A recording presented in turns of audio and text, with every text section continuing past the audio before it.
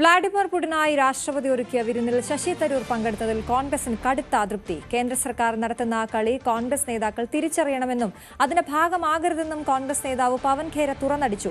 അത്താഴ വിരുന്നിലേക്ക് ലോക്സഭ, രാജ്യസഭാ പ്രതിപക്ഷ നേതാക്കളായ Rahul ഗാന്ധിക്കും Mallikarjun ഖർഗെയ്ക്കും ക്ഷണമുണ്ടായിരുന്നില്ല. There's no invite to both the LOPs, Mr. Kharge and Mr. Gandhi. This comes as a surprise, but I don't think we should be surprised anymore. This government is known to be breaching all protocols. What else to say? Ask the government. So Mr. Shashi Tharoor has just ask Mr. Tharoor. Commented that he's going for it. Ask Mr. Tharoor that if I think all of us who are in the party, if our leaders don't get invited and we get invited, need to question our own conscience and listen to the conscience. The way these invites, politics has been played during inviting or not inviting people, in itself is questionable, and those who accept such an invite is also questionable.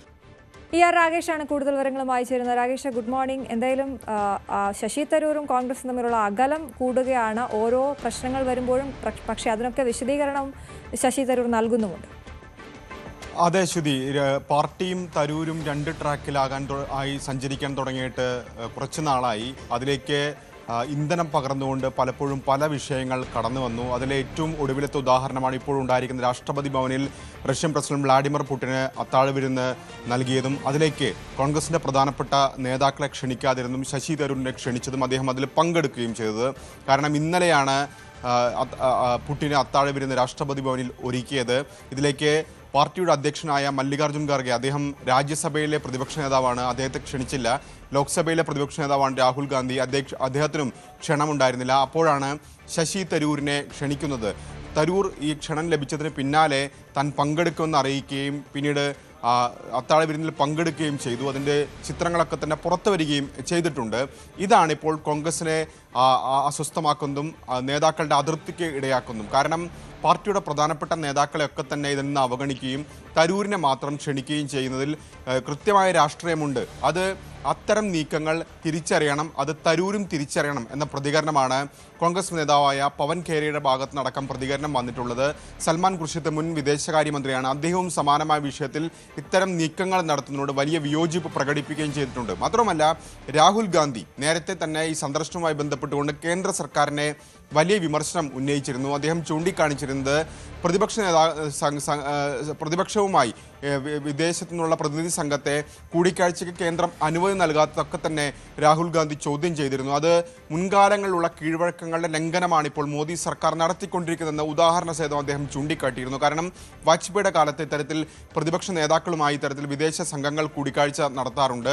Manmohan സിംഗിൻ്റെ കാലത്തും അതെല്ലാം തുടർന്നു പോകുന്നതാണ്. അതിനെല്ലാം ലംഘിച്ചുകൊണ്ടുള്ള നീക്കമാണ് ഇപ്പോൾ മോദിയുടെ കാലത്ത് നടക്കുന്നെന്ന് രാഹുൽ ഗാന്ധി വിമർശനം ഉന്നയിച്ചതിൻ്റെ തൊട്ടടുത്ത ദിവസമാണ് തരൂർ ഇതിലേക്ക് പങ്കെടുക്കുന്നത്. ഏതായാലും സമീപകാലത്ത് നമുക്കറിയാം പല വിഷയങ്ങളും ഇത്തരത്തിൽ ഉണ്ടായിട്ടുണ്ട്. പ്രത്യേകിച്ച് ഏപ്രിൽ 22-നുണ്ടായ ഭീകരാക്രമണം, അതിൽ നരേന്ദ്രമോദി അതിനെതിരെ സ്വീകരിച്ച നിലപാടുകളൊക്കെ തന്നെ പ്രശംസിച്ചുകൊണ്ട് അദ്ദേഹം രംഗത്ത് വന്നിരുന്നു. അതിനുശേഷം അടുത്തിടെയാണ് കുടുംബാധിപത്യവുമായി ബന്ധപ്പെട്ടുകൊണ്ടൊരു ലേഖനം ശശി തരൂർ എഴുതിയത്. അത് വലിയ വിമർശനത്തിന് ഇടയാക്കിയിരുന്നു. ഏറ്റവും ഒടുവിൽ പാർലമെന്റ് നടപടികൾ പ്രതിപക്ഷം തടസ്സപ്പെടുത്തുന്നത് ചോദ്യം ചെയ്തുകൊണ്ട് തരൂർ രംഗത്ത് വരുന്ന സാഹചര്യമുണ്ടായി.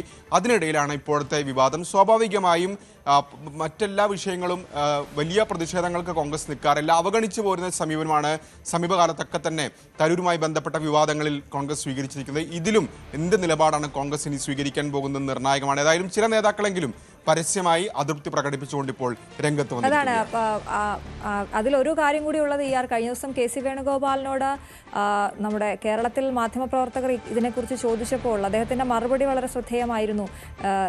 കോൺഗ്രസിനകത്ത് അതിനുള്ള സ്വാതന്ത്ര്യമുണ്ട് എന്നാണ് പറഞ്ഞത്. ആ സ്വാതന്ത്ര്യം തരൂർ മുതലെടുക്കുകയാണോ, അല്ലെങ്കിൽ കേരള നേതാക്കളുടെ ഭാഗത്തു നിന്നും കൂടുതൽ പ്രതികരണങ്ങൾ, നേരത്തെ രാകേഷ് പറഞ്ഞല്ലോ, പരസ്യമായ പ്രതികരണത്തിലേക്കൊക്കെ എതിർത്ത് സംസാരിക്കാനുള്ളൊരു സാധ്യതയൊക്കെ എത്രത്തോളമാണ്?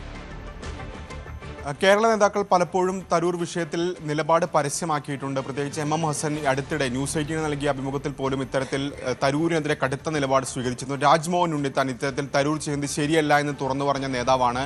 അത്തരത്തിൽ നേതാക്കളൊക്കെ തന്നെ, കേരളത്തിലുള്ള നേതാക്കൾ തന്നെ ഒക്കെ തന്നെ പലപ്പോഴും ഇത്തരത്തിൽ അതൃപ്തി പരസ്യമാക്കിയിട്ടുണ്ട്. കേന്ദ്രത്തിലും അല്ലെങ്കിൽ ദേശീയ തലത്തിൽ നോക്കുകയാണെങ്കിൽ കോൺഗ്രസിന് രണ്ടാം നിര നേതാക്കളാണ് ഇത്തരത്തിൽ തരൂരിൻ്റെ നടപടികളെ ചോദ്യം ചെയ്തുകൊണ്ട് രംഗത്ത് വന്നത്. പക്ഷേ മുതിർന്ന നേതാക്കളൊന്നും തന്നെ അത്തരമൊരു പരസ്യമായ പ്രതികരണത്തിൽ പ്രതികരണത്തിലേക്ക് ഇതുവരെ കടന്നിട്ടില്ല. ഏതായാലും ഈ വിഷയത്തിലും അത്തരമൊരു പ്രതികരണം ഉണ്ടാകാനുള്ള സാധ്യത വളരെ കുറവാണ്. കാരണം തരൂരുമായി ബന്ധപ്പെട്ട വിഷയത്തിൽ പരസ്യ പ്രതികരണം നടത്തിക്കൊണ്ട് സ്ഥിതി വഷളാക്കേണ്ടതില്ല, അല്ലെങ്കിൽ അതിനെ അത്തരത്തിൽ ഗൗരവത്തിൽ കണ്ടാൽ മതി എന്നൊരു നിലപാട് കോൺഗ്രസ് നേതൃത്വത്തിൽ ഉണ്ട്. അതാണ് മുൻകാലങ്ങളിലൊക്കെ തന്നെ സ്വീകരിച്ചിരുന്നത്. അതേ നിലപാട് തന്നെയായിരിക്കും ഈ വിഷയത്തിലും ഉണ്ടാകാൻ സാധ്യത. അത്തരത്തിലൊരു പരസ്യ പ്രതികരണം സ്വാഭാവികമായും മുതിർന്ന നേതാക്കളുടെ ഭാഗത്ത് നിന്ന് അല്ലെങ്കിൽ അവർ അത്തരമൊരു പ്രതികരണത്തിലേക്ക് കടക്കാനുള്ള സാധ്യത വളരെ കുറവാണ്. എങ്കിൽ പോലും ഇപ്പോൾ ഉണ്ടായിരിക്കുന്ന വിവാദം അത് വീണ്ടും വലിയ ചർച്ചകൾക്ക് ഇടവരുത്തിയിരിക്കുകയാണ്. തീർച്ചയായും പവൻ ഖേര അടക്കമുള്ള നേതാക്കൾ ഇപ്പോൾ രംഗത്ത് വന്നിട്ടുണ്ട് എന്നുള്ളത് വസ്തുതയാണ്. അദ്ദേഹം ഇന്നലെ തന്നെ ഇത്തരത്തിൽ തരൂർ നിലപാട് പ്രഖ്യാപിച്ചതിന് പിന്നാലെ തന്നെ അത് ഞെട്ടിക്കുന്നതാണ്, അത്ഭുതകരമായി തോന്നി എന്ന പ്രതികരണം അദ്ദേഹം നടത്തിയതാണ്. പക്ഷേ കൂടുതൽ പ്രതികരണങ്ങൾ നേതാക്കളുടെ ഭാഗത്ത് ഇപ്പോൾ ഈ ഘട്ടത്തിൽ ഉണ്ടായിട്ടില്ല. ശരി, രാകേഷാണ് വിവരങ്ങൾ നൽകിയത്.